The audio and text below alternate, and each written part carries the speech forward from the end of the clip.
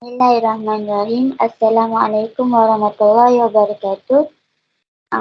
Warga Yusuf serta rakan-rakan yang saya kasihi sekalian. Saya Waisyah Jaini binti Mirza Kepli akan menjadi moderator forum kali ini. Topik kita pada hari ini iaitu yang bertajuk Maqasid Syariah dalam menjaga kemaslahatan ummah. Bersama saya adalah barisan panel yang tidak asing lagi.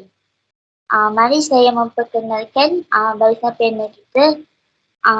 Yang panel pertama kita iaitu Nur Ain binti Hashim, seorang yang peta berkata-kata. Pada panel yang kedua pula, Manis Ayu Nur Azizah binti Ali. Panel seterusnya, Cantik Jelita Nurul Fatana binti Manizan. Seterusnya, yang bijaksana iaitu Qurrata Aini binti Nasir. Dan panel terakhir kita, nampak pemalu tetapi bijak dalam berkata-kata iaitu Nur Fatihah binti Sudin. Baiklah, izinkan saya menjelaskan secara ringkas mengenai topik yang diberi tajuk iaitu Maqasid Syariah ini dalam kemaslahatan ummah. Secara umumnya,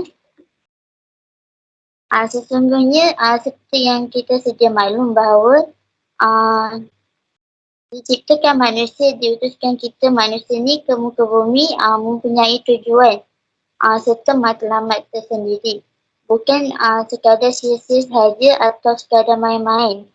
Seperti mana firman Allah SWT dalam surah Al-Mu'minun ayat 115. A'udzubillahi minasyaitonirrajim. Afahasibtum annama khalaqnakum abathan wa annakum ilaina la turja'un. Maksudnya, maka adakah patut kamu menyangka bahawa kami hanya menciptakan kamu dan tiada kepada ada sahaja dengan tiada sebarang hikmah pada ciptaan itu. Dan kamu menyangka pula tidak akan dikembalikan kepada kami. Seiring dengan ayat tersebut, maka Allah SWT menurunkan syariatnya yang sempurna. Jadi ia bukannya datang secara sia-sia saja, tapi mempunyai tujuan dan matlamat.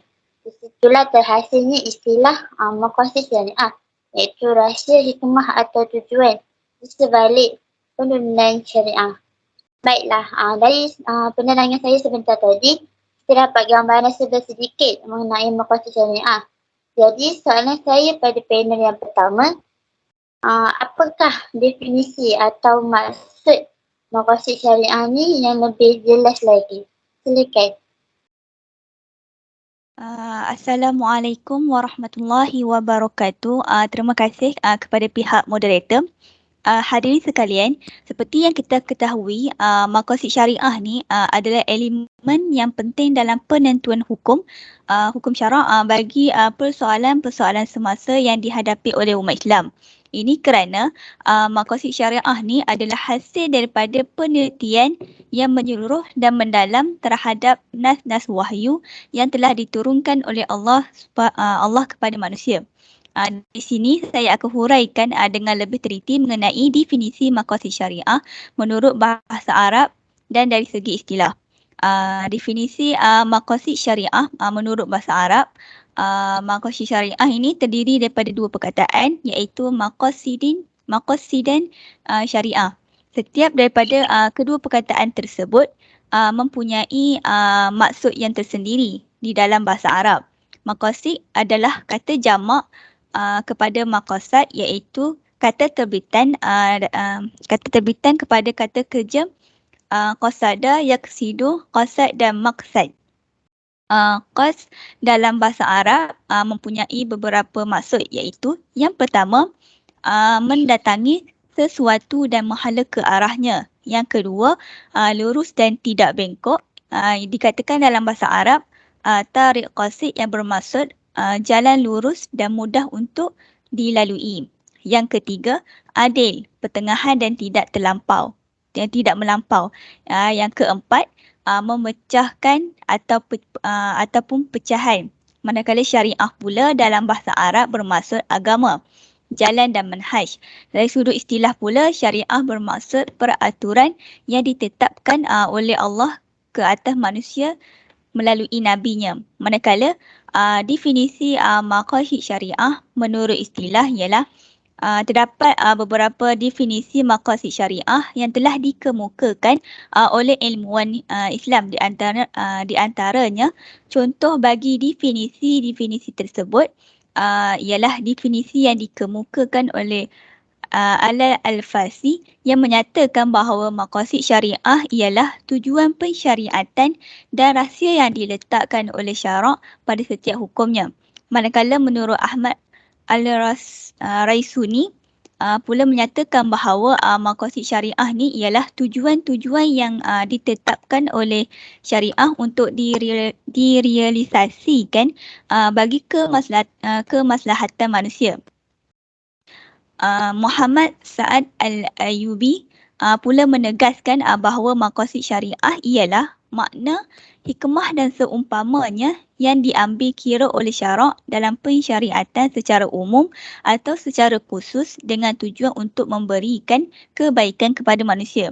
Berdasarkan kepada definisi yang dikemukakan, maqasid syariah boleh disimpulkan sebagai perkara yang menjadi objektif syarak, penetapan hukum yang difahami melalui penelitian yang menyeluruh dan mendalam terhadap nas-nas syarak. Perkara tersebut memberikan kebaikan dan kemaslahatan kepada manusia di dunia dan di akhirat. Saya rasa itu sahaja daripada saya. Sekian, terima kasih. Terima kasih kembali kepada panel yang pertama kita. Baiklah, setiap perkara yang Allah jadikan di dunia ini adalah mempunyai tujuan atau hikmah sebaliknya. Meskipun pada awalnya terlihat seperti sukar untuk dilaksanakan. Jadi soalan saya kepada panel yang kedua, apakah faedah atau hikmah yang boleh kita ambil sekiranya syariat ini dilaksanakan? Saya silakan. Assalamualaikum warahmatullahi wabarakatuh. Terima kasih kepada moderator atas soalan tersebut, iaitu faedah ataupun hikmah kepentingan maqasid syariah ni. Ada banyak, iaitu faedah dia ada banyak. Antaranya adalah untuk mengetahui sebab ataupun alasan, yakni ta'lil dan hikmah sesuatu perkara yang telah disyariatkan oleh Allah Subhanahu Taala. Contohnya pensyariatan pengharaman arak. Yang mana kenapa arak ni diharamkan, iaitu kerana arak ni memabukkan serta memudaratkan tubuh badan manusia. Okey, yang kedua adalah kerana untuk menolong seseorang Muslim ni untuk melakukan ketaatan kepada Allah dengan sempurna. Misalnya, dalam mengerjakan haji yang bertujuan untuk mendidik manusia dengan akhlak yang mulia, maka seseorang itu akan berusaha sungguh-sungguh untuk mencapai tujuan tersebut. Okay, yang ketiga, seterusnya, menurut Muhammad Az-Zuhaili ada menyebutkan faedah dalam memahami maqasid syariah ni antaranya adalah apabila ketiadaan dalil. Ketiadaan dalil yang mana dalam sesuatu perkara yang baru. Maka pada waktu itu para fuqaha perlu merujuk kepada maqasid syariah ni dalam mengeluarkan hukum berdasarkan ijtihad, qiyas, ihtisan, sad al-zara'i, al-istislah dan uruf dengan menepati nilai-nilai agama dan maqasid syariah. Okey, yang seterusnya ataupun yang terakhir, maqasid syariah ni dapat menyinari jalan dalam mengetahui hukum-hukum syariah dari dalil-dalil, tak kiralah dalil primer ataupun dalil sekunder. Yang mana dalil-dalil ni akan membantu para fuqaha memahami teks syariah dalam menaksirkan dengan tepat realiti pelaksanaannya. Yang mana ia juga mampu membantu untuk mencari makna yang tepat. Seperti yang kita tahu, makna yang tepat maksudnya lah, seperti yang kita ketahui, perkataan bahasa Arab ni mempunyai pelbagai ibarat ataupun perumpamaan dan pelbagai makna. Itu saja daripada saya serahkan kepada moderator. Terima kasih pada panel yang kedua. Sudah terang bagi bersuluh bahawasanya pelaksanaan maqasid syariah ini memudahkan umat Islam dalam menjalani kehidupan seharian. Soalan seterusnya kepada panel yang ketiga. Adakah maqasid syariah ini mempunyai pembahagiannya? Apakah pembahagian tersebut mengikut maslahah? Silakan.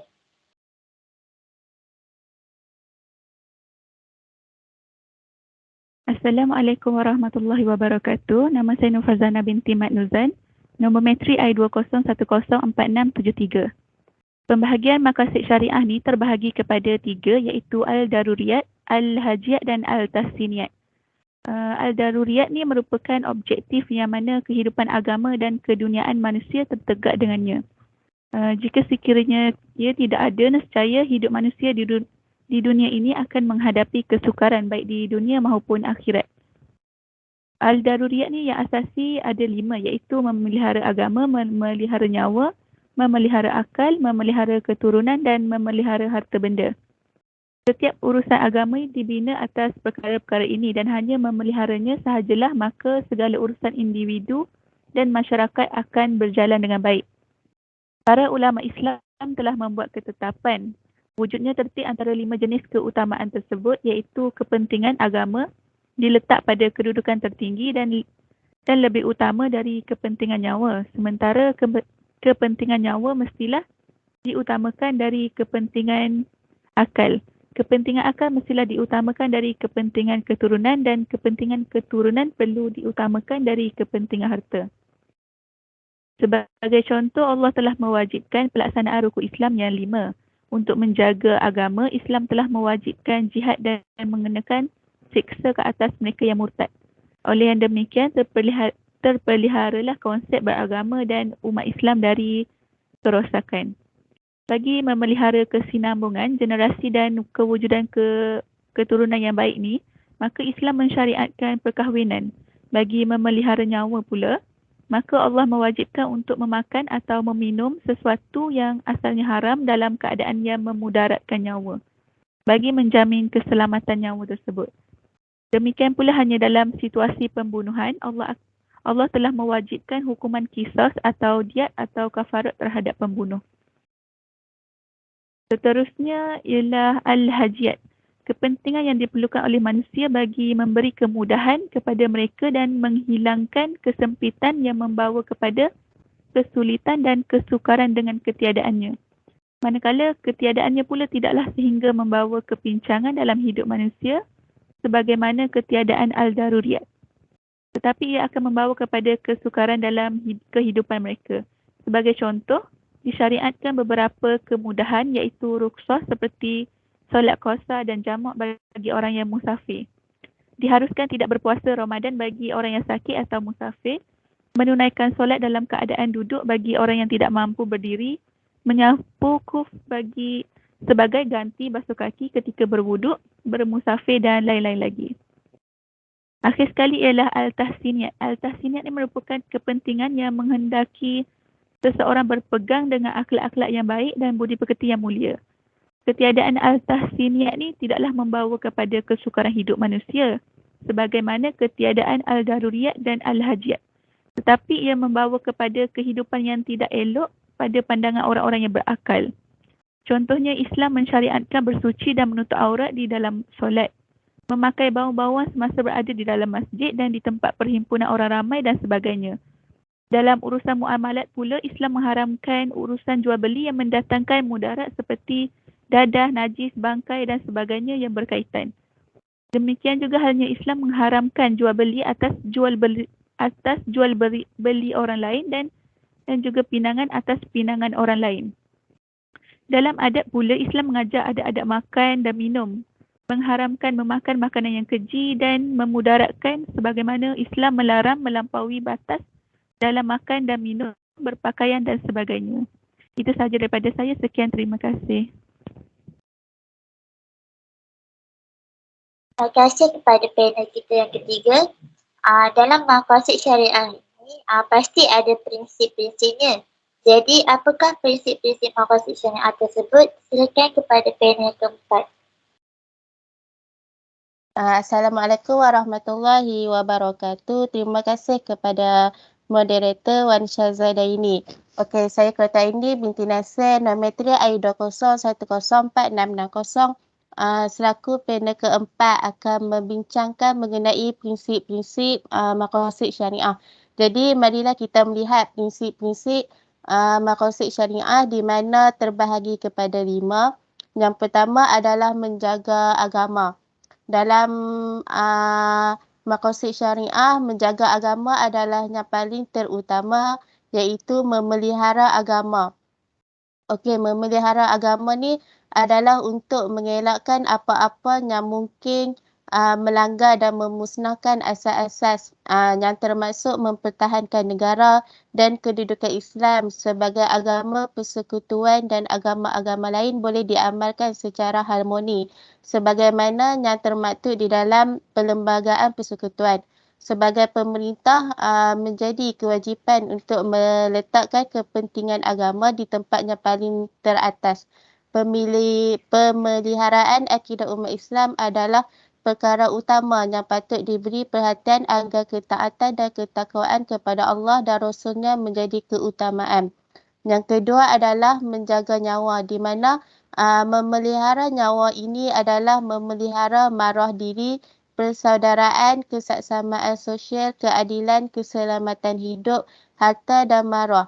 Pemerintah yang baik akan mengurangkan kadar kemiskinan dan memenuhi keperluan pekerjaan, pengagihan saksama pendapatan dan kekayaan, perkahwinan dan kehidupan keluarga yang stabil, perpaduan sosial dan pengurangan jumlah jenayah. Okey, yang ketiga adalah menjaga akal, di mana pemeliharaan akal ini artinya memberi perlindungan kepada akal manusia dari apa-apa benda yang merosakkan akal. Akal ni wajib dipelihara oleh manusia dan dipupuk dengan nilai-nilai yang mulia dan ilmu pengetahuan yang bermanfaat. Semua unsur-unsur yang menjurus kepada kehilangan ataupun kita katakan merosakkan akal serta pemikiran seperti arak, dadah, filem yang lucah sudah semestinya perlu dibanteras dengan segera. Yang keempat adalah menjaga keturunan. Konsep pemeliharaan keturunan ini melibatkan perlindungan dan pemeliharaan keturunan. Dia wajib untuk membentuk masyarakat yang sihat, produktif dan berkesan. Keturunan wajib dipelihara demi menjaga sistem sosial dalam masyarakat. Yang terakhir sekali adalah menjaga harta. Okey, dalam memelihara harta ini dia bermaksud melindungi kekayaan masyarakat daripada kehancuran dan dari peralihan harta ke tangan orang lain dengan cara yang salah ataupun tidak sah, termasuk larangan terhadap ketidakadilan, menafikan hak dan juga sebagainya. Sebagai pemerintah wajib memelihara dan mengharamkan segala bentuk penindasan, amalan riba, penipuan, rasuah, monopoli yang tidak seimbang, cetak ropak dan juga sebagainya. Sekian itu sahaja daripada saya. Terima kasih. Terima kasih kepada panel ketiga atas pencerahan tersebut. Berkaitan penularan wabak COVID-19 yang telah berlaku pada secara rasminya di Malaysia pada 11 Mac 2020. Wabak ini menular dan semakin mengganas sehingga menyebabkan kematian yang amat dahsyat bilangannya. Bukan itu sahaja, wabak ini juga sehingga mengubah aktiviti-aktiviti manusia di muka bumi ini. Jadi, soalan saya kepada panel yang terakhir, bagaimana kerajaan di Malaysia ini mencegah penularan COVID-19 ini mengikut maqasid syariah? Silakan. Okay, terima kasih kepada moderator kita. Assalamualaikum warahmatullahi wabarakatuh. Nama saya Nur Fatihah binti Sudin. Kad matrik saya I192040055. Okey, saya akan bagi tahulah macam mana bagaimana kerajaan kita mencegah penularan COVID-19 ni melalui maqasid syariah. Seperti yang kita tahu, prinsip maqasid syariah ni menjadi panduan dalam menggerakkan usaha kerajaan untuk melawan COVID-19 ni. Dan keputusan menguatkuasakan Perintah Kawalan Pergerakan iaitu PKP yang telah kita lalui bagi mengelakkan penularan pandemik itu. Tapi pada hakikatnya ia merupakan PKP itu adalah merupakan pengaplikasian prinsip kepada makasih syariah itu iaitu memelihara nyawa. Kerajaan telah melaksanakan 3 komponen utama untuk mengendalikan dan menguruskan ancaman wabak virus tersebut yang merangkumi langkah pencegahan, pembendungan dan pengawalan. Semua komponen tersebut dia berdasarkan kepada makasih syariah kita lah untuk menjaga kemaslahatan masyarakat dan negara lah. Dan dalam konteks menangani COVID-19 di Malaysia ni, kerajaan telah melaksanakan beberapa tindakan yang berdasarkan kepada kaedah fiqhiyah lah. Seperti yang kita tahu, ia telah digariskan oleh para ulama bagi mencapai matlamat utama syariah kita iaitu pertama, menjaga agama, kedua, nyawa, ketiga, akal, keempat, keturunan dan seterusnya, harta. PKP pelaksanaan Perintah Kawalan Pergerakan secara bertahap oleh kerajaan bertujuan untuk meletakkan maslahah negara dan kepentingan rakyat di peringkat teratas. Ini telah bertetapan dengan kaedah fiqh kita yang maksud tindakan pemimpin ke atas rakyatnya berkait dengan kemaslahatan. Di peringkat permulaan PKP, semua sektor telah ditutup. Yang kita tahulah kecuali sektor yang berkait dengan keperluan asas kita saja. Dan keadaan ekonomi negara itu turut terjejas kerana pusat-pusat peniaga tak dapat operasi lah kan. Kita pun kena duduk rumah. Tapi demi memelihara nyawa adalah lebih utama kerana negara akan mampu menjana kembali ekonomi selepas berakhirnya pandemik COVID-19 ni. Begitu juga dengan urusan keagamaan. Kerajaan telah memutuskan supaya semua aktiviti agama ni masjid dan di surau ditangguhlah dan ia selaras dengan keputusan mesyuarat jawatan kuasa Muzakarah Khas yang telah bersidang pada 15 Mac 2020. Larangan ini adalah untuk kemaslahan rakyat iaitu mencegah penularan wabak ni lah kerana bimbang kan kalau kita macam kita pergi surau, kita pergi masjid semua akan menjejaskan lagi COVID ni kan. Jadi kerajaan juga telah selain itulah kerajaan dia telah melaksanakan Perintah Kawalan Pergerakan diperketatkan kerana kita tengoklah COVID semakin lama semakin naik kan 2 tahun lepas. Jadi ia dikaitkan dengan prinsip makasih syariah kita iaitu pelaksanaan kuarantin. Kita juga telah menjalani kuarantin bagi siapa yang telah kena wabak tersebut untuk tujuannya memelihara nyawa manusia. Dan ini pun bertetapan dengan hadis Rasulullah SAW yang bermaksud apabila kamu mengenai wabak di suatu tempat maka janganlah kamu memasuki tempat tersebut. Jika berlaku di suatu tempat sedangkan kamu berada di dalamnya, janganlah kamu keluar melarikan diri daripadanya. Riwayat Al-Bukhari dan Muslim. Jadi makasih syariah ini telah dipraktikkan oleh kerajaan dalam tempoh untuk menjaga kemaslahatan rakyat dan ia juga memberi penekanan yang selalu menteri kita gunakan tagline kan iaitu elakkan 3S dan amalkan 3W. Macam biasalah 3S tu sesak, sempit, sembang dengan jarak yang dekat. Manakala 3W tu wash, wear dan want.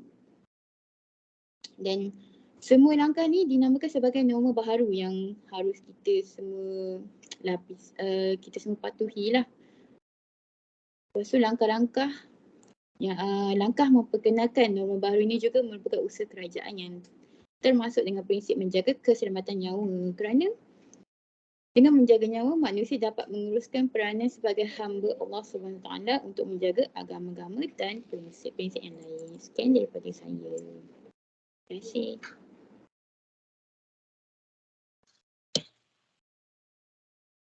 terima kasih kepada keempat-empat ahli panel kita kerana sudi hadir dan sudi menyuarakan pendapat masing-masing.